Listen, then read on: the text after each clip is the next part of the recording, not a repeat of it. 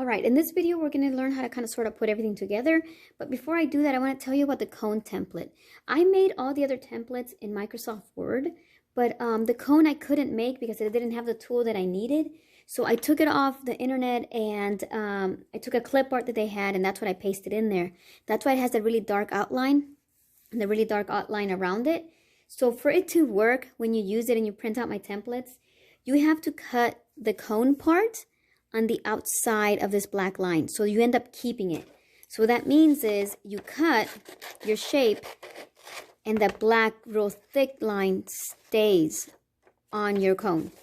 And hopefully you can tell there. So it stays on your shape. You don't cut it off.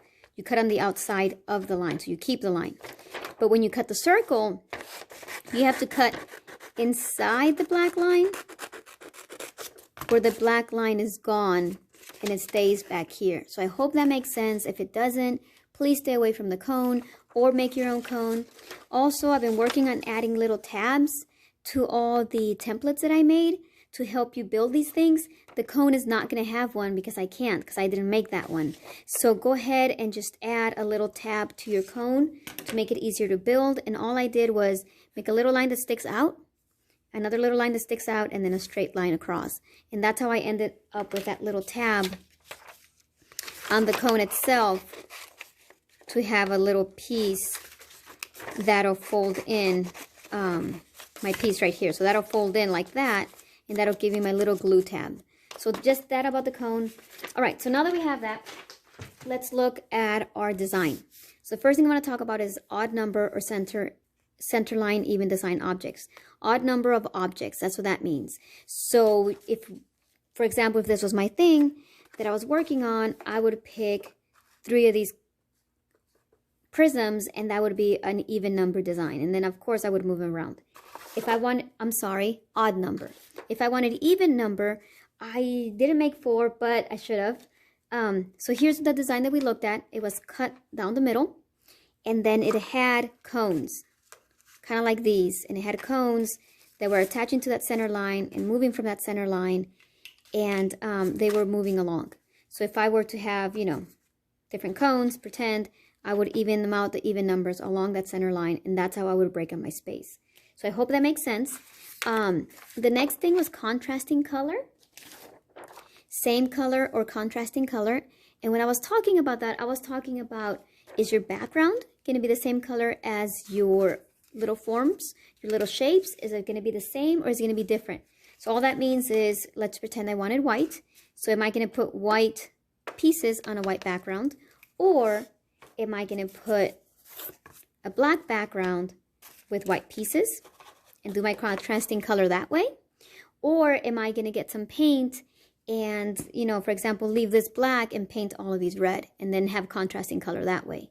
Or perhaps you want to go with your white and you want to paint the whole piece green, and then you want to paint your little pieces red and have contrasting color that way. Or maybe you want this whole thing red, you just paint it red, and then go ahead. Give me a second, guys. That's my timer. Sorry. Or maybe you want to paint your whole background red, and then your piece is white. So that's what that means. Just remember, this is poster board, so do not go crazy with a bunch of layers of paint or it's going to start warping. The same thing with the background. Do minimal layers. If it doesn't get dark the way you want it, do a layer of paint, even if it's a bad layer, and let it dry completely before you add your second layer, because this cardboard, this chipboard will start warping if you keep adding wet paint. So paint, let it dry before you paint your next layer, and maybe you need a third layer to get the nice vibrant color that you want. So please remember that with both the shapes, the forms, and the background. A quick layer of paint just to kind of seal it up, and then you can add your second layer and maybe a third layer to get them as vibrant as you want. Okay, so that's contrasting color. Repeating objects, it just simply means that you're going to make the same shape again and again and repeat the shape without any change. And right now I'm talking about repeated object or transforming. So that's what repeated shape means. That you just grab the same shape and you just repeat the shape. And here I'm going against center line. So that's what repeating objects look. Transforming, on the example that we saw from the artist, we saw that he had a cone. They got smaller and smaller as he moved up. That's what I like to call transforming. It makes it very interesting because visually you follow things. So that's one thing. Another idea that I got for transforming was I made this prism that has all the sides complete. And I don't know how I would attach it yet. Probably like this. Let me change it to black so you can see it a little bit better. I would attach it maybe like this. And this is my prism that I made. So like that. And the next one, I decided, why not leave one piece out, and I just cut it right off. And the next piece would maybe be like that with a missing piece. And then my third one would have 2 missing triangles. And then my fourth one would have one more missing triangles, and I would end up with these really cool shapes that start disappearing as they move along. That's transforming. So I just wanted to give you an idea on that. And the last one, let me rephrase that. Your shape changes somehow as with every shape that you add. So that's what I mean with transforming, or the sizes change as you move along. So the last one says empty strings or with objects. That's easy enough for you to see, where either you put stuff off your strings or you don't. So that's easy enough. And I gave you a pretty good example in our PowerPoint about, our presentation, about making in mirror design. So you're okay with that. Okay, so now let's talk about how to actually make these pieces. This is the first one I want to talk about, and it's one of the ones we saw. So I just took 2 circles. And what I'm going to do with my 2 circles is I'm going to grab my needle. And here's my needle. I have a string on it, but you won't yet.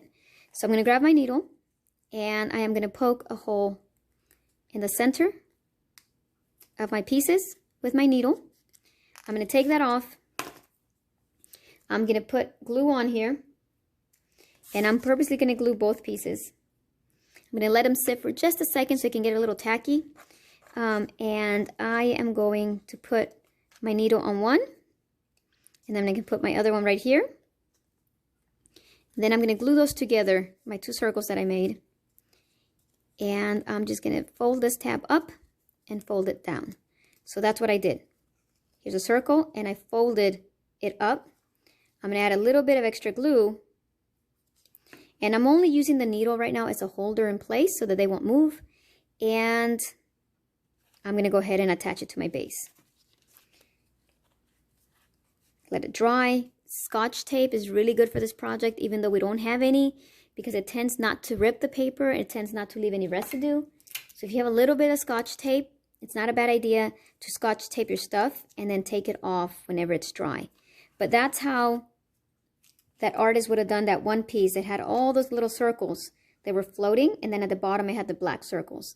So right here what I would do is I would attach maybe 2 or 3. Then if my background is black, I would paint these black to fade in, so it looks like they just grow out of it. If my background's green, then obviously I would paint those green so that it looks like this white piece just grows out of it.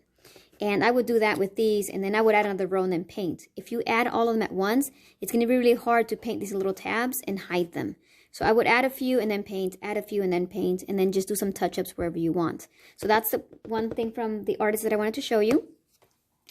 Another thing that I wanted to show you was these random organic little circles that I cut. On this one, I cut one little slit, and I'm just going to put a little glue on it, and I'm just going to paper clip it into place, and then I'll glue it later. That way I have some that kind of project out a little bit. And in the artist example, he had a bunch of these with these tiny little circles on him that just got glued everywhere. So again, it's a random little shape that I just cut. I'm cutting it with my hand because I don't have my scissors, but you can cut it once, you can cut it twice, and then even make it bend even more. These organic little type bowls. So that's another thing that we saw in the video. So I've showed you a bunch, not in the video, I'm sorry, in the presentation, I showed you a bunch of things from the artist. And I've showed you how to create your own shapes. I wanted to show you this last one that we saw, these rectangular prisms that were on the example from one of our artists. I wanted to show you what I did here with my cardboard. I put a grid on the back. So I made these 2 lines here, and then I made these 2 kind of like off-center lines. Then I made a bunch of lines that go horizontal. I took my needle and I poked through the back of my project. I just poked at every intersection, and when I turn it around, I have this beautiful grid right on top. And I wanted to show you what the artist did is he grabbed his needle, and I would have put my thread right through it if I were the artist. I would grab a piece of tape, and I would go ahead and tape my piece extremely well on the back. And here's what that artist did. He grabbed this and he glued it on here. And he grabbed another one and he glued it on there. And what he did is he went over one piece and down through another, and then up through another piece and down. Then he went a second time. So let me do that real quick. I'm going to put this here. Let me glue them down just for the example real fast. So I went ahead and glued these down. I'm going to start here from the bottom. Like I said a second ago, I'm going to go over and skip this one and go through that one. I'm going to go through the back right here. And I'm going to go through this other one right there. And I created this kind of hovering piece right here. This right here, and let me go like this so you can see.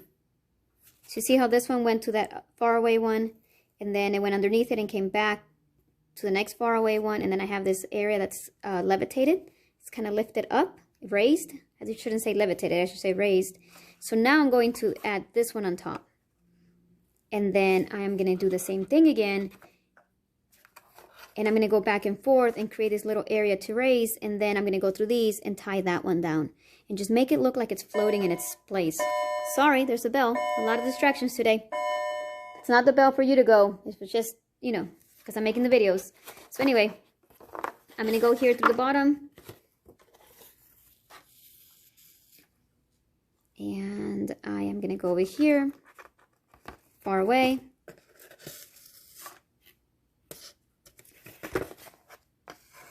Here's the thing. If you get a knot, don't pull it tight. What you do is basically you just pick at the knot back and forth. Just pick at it and then kind of pull a little, it'll come through. If you try to just stretch a knot, it's going to turn into a big knot. So just pick at it. So anyway, I'm going to go make that pattern again and again, stick these down. And then I'll have my one that levitates here. Then I'm going to come from these and tie that one down so it won't fall apart. Okay, so I just wanted to show you, I love to show you how artists are thinking, the processes they go through, so that maybe if you want to do something similar, you can. The artist obviously had a lot more holes than I did, and so this is just one way to attach it. I wanted to show you that. And then the only thing left for this project is, if whatever shape you're working with, before you stick it onto your board, even though we already talked about that, I would encourage you to start making all your little holes and putting your string on it. And then go ahead and grab your glue and go ahead and start sticking them to your, I just got an idea. I could put these at the bottom and the top pieces could land on here, and that would make it really interesting. So just get creative with whatever you do and have fun.